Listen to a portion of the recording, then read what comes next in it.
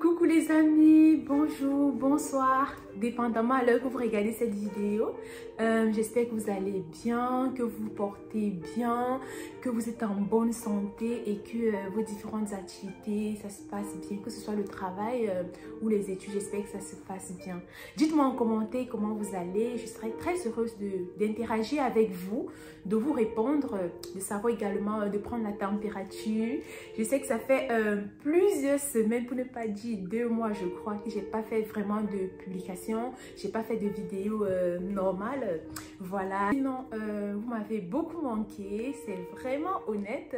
J'étais pas bien de ne pas pouvoir faire les vidéos et tout. Pourtant, au début de l'année, je vous ai promis plein de petites choses qu'il faudrait que je réalise, qu'il faudrait que je tienne ma promesse, parce que lorsque je donne ma parole, je l'honore toujours, sauf en cas de force majeure.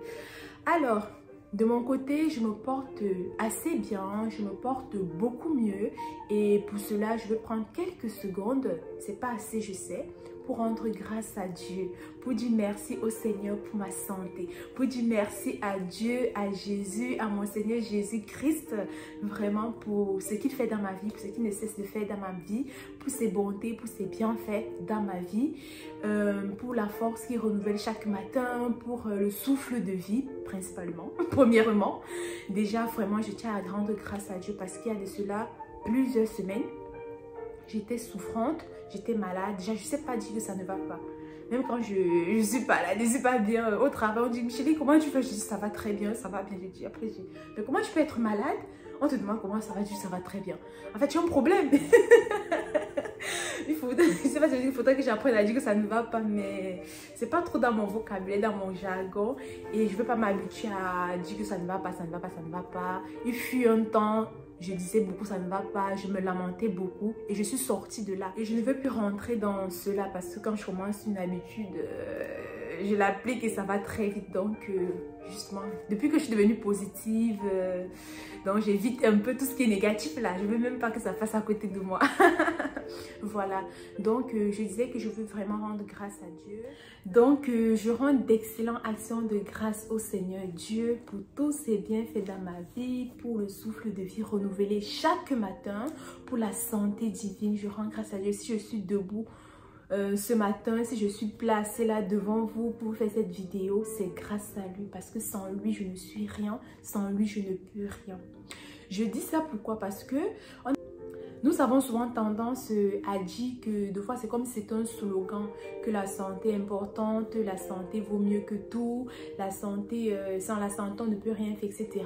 Mais on ne s'en rend pas compte, on n'est pas vraiment conscient de cela. Je dis ça en connaissance de cause. Et surtout parce que quand même ces gens qui le disent, moi-même je le dis, en fait, on ne valorise pas la santé qu'on a. Tu as la santé, tu as le souffle de vie, tu marches, tu bouges, tu as la capacité de te mouvoir. Il y a beaucoup de gens qui n'ont pas cette capacité, il y a beaucoup de gens qui n'ont pas cette grâce-là. C'est une grâce en fait. C'est pour ça que je prends vraiment quelques secondes, quelques minutes rapidement, avant d'entrer dans le vif du sujet de ma vidéo, pour un peu parler de ça, pour rappeler à certaines personnes, parce que franchement, je pense, et j'en fais partie, parce que franchement, j'en faisais partie, mais du moment où tu le vis, en fait, tu as la révélation. Du moment où tu le vis, tu le vois, tu vois ça différemment, tu as une compréhension différente en fait. Oui, on ne prend pas soin de sa santé, on ne fait pas du sport, on ne mange pas équilibré, on ne mange pas bien, on ne valorise pas la santé qu'on a, on ne valorise pas le souffle de vie qu'on a, on perd le temps dans des choses inutiles, dans des futilités, mais du moment où, ou bien le jour où, bah, tu n'as plus cette force-là, tu n'as plus cette capacité-là, c'est là où ça commence à te faire mal, tu as des regrets, tu dis, ah mince, je me levais chaque matin, j'avais l'énergie, je bougeais, je pouvais faire tout ce que je veux, je pouvais faire autant de choses que je veux dans la journée, etc. Je montais, je descendais, j'allais au bar, j'allais dans les activités, les anniversaires, j'allais me balader, je cuisinais, je faisais tout. Mais du moment où tu n'as plus la force, tu n'as plus la capacité de le faire, c'est là où tu te rends compte que ce que j'avais là c'était important, mais je ne le valorisais pas du tout. Donc ça a été mon cas pendant quelques semaines. J'arrivais plus à faire des vidéos, j'arrivais plus à faire ce que j'aime, tout ce que j'aime ou j'aimais faire, je n'arrivais plus, je comprenais pas et tout et tout. Après j'étais un peu démoralisée. Bon, dépression c'est un gros mot, c'est un bien grand mot, mais je peux dire que je l'étais parce que étant hyper active, étant dynamique, étant créative, j'essayais, je me forçais de faire tout ce que je voulais faire, tout ce que j'aimais faire, j'arrivais plus. Quand ce sont les choses que tu n'aimes pas faire, on va dire oui, c'est normal, machin, tout et tout. Mais quand ça touche toute ta vie et ça touche principalement, en fait, ce que tu aimes faire, ce que tu aimais faire, ce que tu faisais sans t'en rendre compte, ce que tu faisais sans énergie, sans énergie, ce que tu faisais sans fournir d'efforts supplémentaires. Parce que j'aimais faire les vidéos, j'aime faire les photos, j'aimais coudre, j'arrivais plus à coudre, j'aime décorer, j'arrivais plus. Tout ce que j'aimais, même manger en fait. J'aime la nourriture. Même manger, c'était un combat. Par la grâce de Dieu, je vais bien, je vais mieux. Donc, Seigneur, merci beaucoup, merci vraiment. Il m'a beaucoup aidé, soulagé, parlé à mon cœur, fortifié. Par la grâce de Dieu, je vais bien. Donc, je rends grâce à Dieu et je prends le temps pour dire dans cette vidéo, merci au Seigneur. Parce que vraiment, depuis que j'ai envie de faire les vidéos, j'arrive pas. J'ai eu à filmer des vidéos. J'avais des idées, mais je n'arrivais pas à les mettre... à passer à l'action parce que j'allais pas bien du tout. Je le dis là, c'est sous forme de témoignage et parce que ça peut aider plein d'autres personnes. Je devais faire une vidéo avec un autre youtubeur, on devait collaborer ensemble et quand je lui dis non, j'arrive pas et tout, il était étonné, choqué pour dire que Micheline, toi là, toi que je connais là, il y a des choses qui ne s'expliquent pas ou qui ne se comprennent pas, mais vraiment je rends grâce à Dieu. Pendant ce temps, j'ai profité pour me reposer. Même comme je n'aime pas me reposer. Je n'aime pas me reposer. J'ai profité quand même pour me reposer parce que la chair a besoin du repos, le corps a besoin du repos. J'ai également pris du temps pour faire une excellente formation, pour faire une superbe formation, pour me développer personnellement, pour grandir, pour croître et pour vous proposer des choses de plus en plus de qualité, de plus en plus meilleures. Et par la grâce de Dieu, je crois que je vais y arriver. Je vais vous parler de cette formation un peu plus tard. Merci beaucoup de m'avoir écouté. Ça me tenait à cœur de vous dire cela. À ceux que ça intéresse, à ceux que ça n'intéresse pas, tant mieux, c'est pas grave. Et je profite pour lancer cet appel. Tous ceux qui passent par des moments difficiles, peu importe les moments difficiles dans lesquels vous vous retrouvez, ça peut être une petite période de découragement, de dépression, je le sais, beaucoup plus pour ceux qui vivent à l'étranger, hors de leur pays d'origine, etc. Des sans-papiers, des gens qui ont des papiers, etc. Tous ceux qui passent par des moments difficiles, maladie, santé, ça peut être santé morale, santé mentale, ça peut être des difficultés financières, des difficultés à l'école, ça te décourage. Peu importe la situation dans laquelle tu passes, tu traverses actuellement, je lance cet appel si tu as besoin d'encouragement, de soutien, d'une personne pour t'écouter sans te juger. Peu importe, voilà.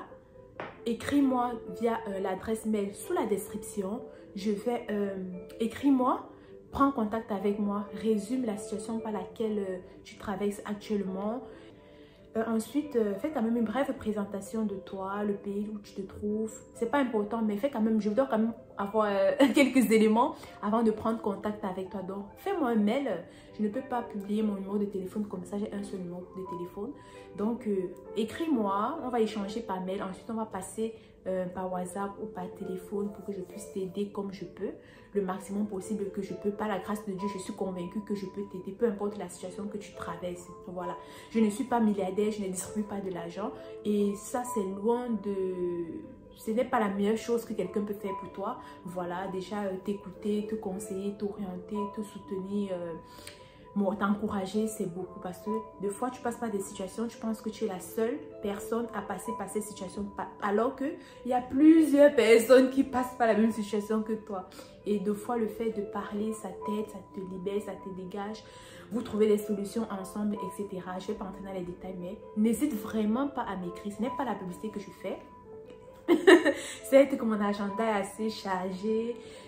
Gérer plan professionnel, familial, en plus ma vie personnelle, mes différents projets que je dois réaliser, mes objectifs que je dois me battre à atteindre. Voilà, je vais trouver du temps pour t'aider du mieux que je peux, du maximum que je peux par la grâce de Dieu.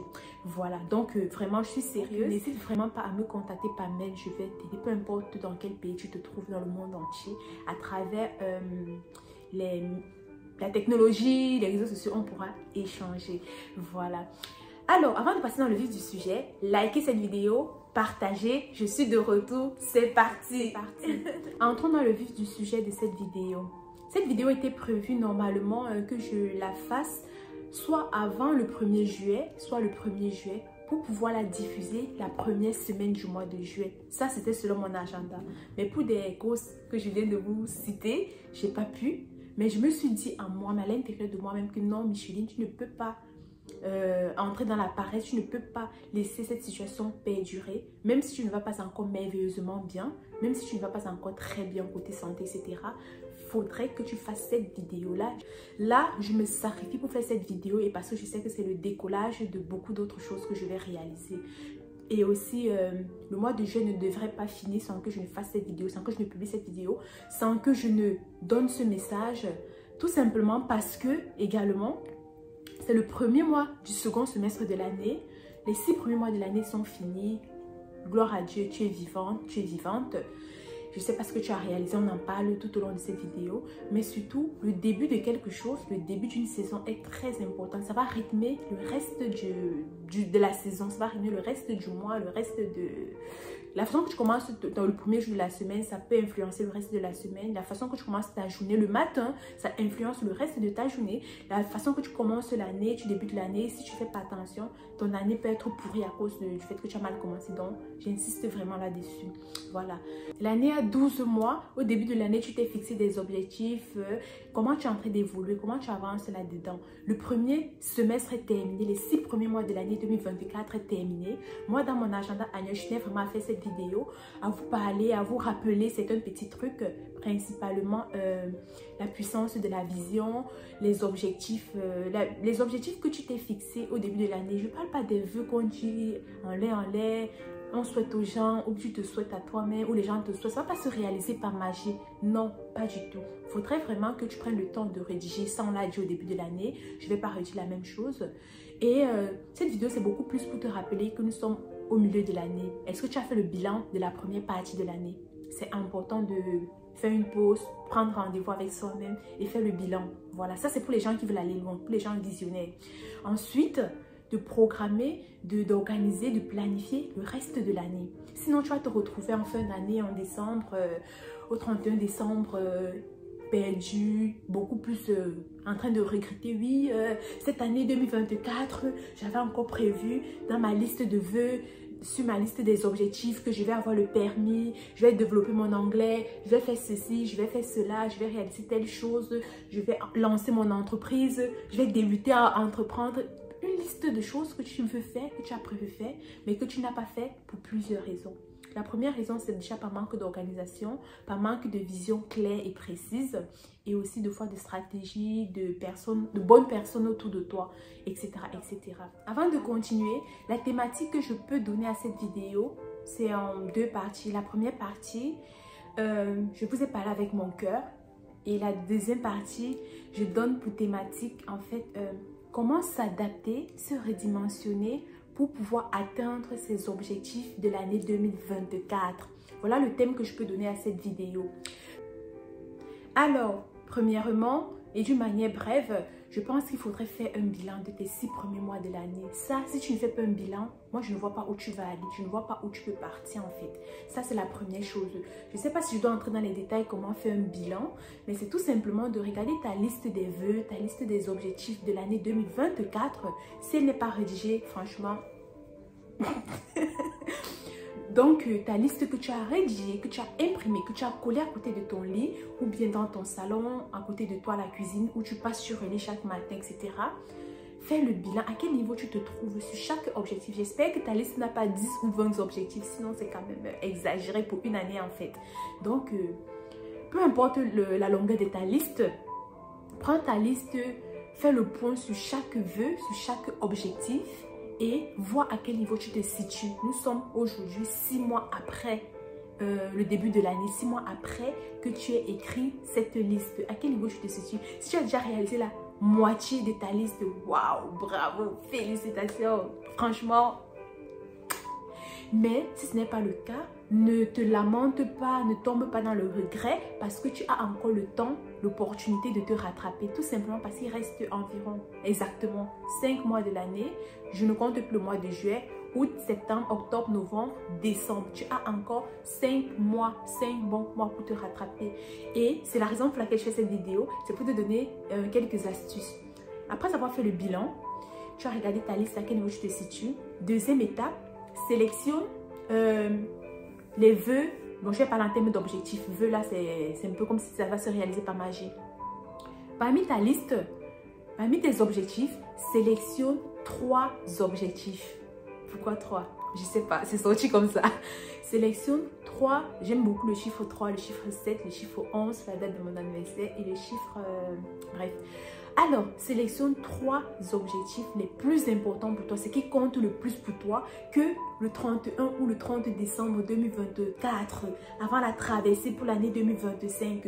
Si tu es vivant par la grâce de Dieu, tu seras heureuse, tu seras heureux d'avoir réalisé ces objectifs-là parce que des fois, tu ne peux pas tout réaliser ce que tu as prévu de réaliser dans une année. Tu ne peux pas atteindre tous tes objectifs. Donc, c'est une astuce, humblement, c'est un conseil. Choisis 3 maximum. Si tu peux plus, c'est bon, mais moi, je préfère dire 3 d'abord. Et ensuite, si tu termines avant la fin de l'année, tu peux en rajouter. Sélectionne 3 objectifs importants pour toi, nécessaires pour toi, en fonction de ta vision de la vie, ta vision des choses. Et décide, peu importe si tu es malade, peu importe ce qui se passe autour de toi, que tu vas les réaliser. Et je t'assure à 100%, à 200% qu'à la fin de l'année, tu seras content, tu seras satisfait, tu vas éprouver une certaine satisfaction personnelle d'avoir réalisé ces objectifs-là pour toi, pour ta vie, etc. Et pour cela, tu vas devoir faire des sacrifices. Éliminer, comme je dis, après avoir choisi 3, troisième étape, tu rédiges, tu prévois, tu planifies les petites étapes, des sous-objectifs pour pouvoir atteindre ces objectifs-là. Et ensuite, tu passes à l'action. Quatrième étape, tu passes à l'action. Sans plus tarder, tu passes à l'action. Tu sacrifies presque tout autour de toi. Les sorties avec des amis, le temps que tu passes sur les réseaux sociaux inutilement. Tu sacrifies tout. Je dis, tu sacrifies presque tout. On va être un peu gentil. Vraiment, si tu vas atteindre ces 3 objectifs, si ça compte pour toi, en fonction de l'énergie qu'il faut, la force, le temps, les moyens qu'il faut pour réaliser ces objectifs-là, je t'assure, tu seras très très heureux, très très content à la fin de l'année. Tu vas dire, oui, certains vont voir qu'ils n'ont rien réalisé, ils ont réalisé 1 sur 10 de leurs objectifs et tout. Toi au moins, si tu as pu réaliser les 3 plus importants objectifs. Je ne sais pas ce que tu as déjà fait les 6 premiers mois. Si tu as avancé, c'est bien. Si tu n'as pas avancé, tout n'est pas perdu. Fais ce que je te dis là et viens témoigner ici à la fin de l'année ou en début janvier. Viens témoigner, viens même faire une vidéo en live, en direct, à distance pour témoigner que oui, ce que Micheline m'a dit là, ça m'a aidé, ça m'a sauvé, ça m'a permis de réaliser quelque chose d'important pour moi. Voilà. Voilà en gros ce qu'il faut faire. C'est pas compliqué, mais ça demande quand même un engagement, une envie, une motivation. Sinon, si t'es pas motivé, bah, tu peux rien réaliser en fait. Donc voilà, je ne peux pas entrer en profondeur de chaque sujet, de chaque astuce. Sinon, ça prendra beaucoup de temps. La vidéo sera très longue et je n'aime pas faire de longues vidéos parce que c'est lourd à écouter, etc. Donc, pour ceux qui veulent approfondir, qui ont besoin d'une personne pour les tirer, pour les motiver, pour les challenger au quotidien, je fais des accompagnements. Je suis disponible. Il suffit de m'écrire via mon adresse mail qui est sous la description pour entrer en contact avec moi. Voilà. Pour résumer cette vidéo, pour pouvoir s'adapter, se réinventer, se redimensionner afin d'atteindre ses objectifs à la fin de l'année 2024, voici 5 étapes, astuces que je vous propose, que je vous recommande pour pouvoir les réaliser. Première étape, très importante, faire le bilan des 6 premiers mois de l'année. Excusez-moi. Deuxième étape, reviser ses objectifs, sa liste des objectifs. Choisis 3 qui te tient à cœur, qui est important pour toi, que tu as vraiment envie de réaliser avant la fin de l'année, que 2025 n'arrive pas sans que tu aies réalisé ces 3 objectifs. Vraiment, fais ce que je te dis et viens témoigner. Si ça ne marche pas, viens me dire. Ensemble, on va apprendre, on va évoluer. Voilà. Troisième étape, il va falloir en fait prendre du temps pour rédiger. J'aime beaucoup dire rédiger, écrire parce que je ne suis pas trop numérique. pour écrire, pour rédiger une stratégie, établir un plan d'action pour pouvoir réaliser ces 3 objectifs majeurs, importants, primordiaux de ta vie que tu dois absolument réaliser pour pouvoir passer à un level supérieur en 2025, pour pouvoir augmenter de niveau, pour pouvoir évoluer dans ta vie tout simplement.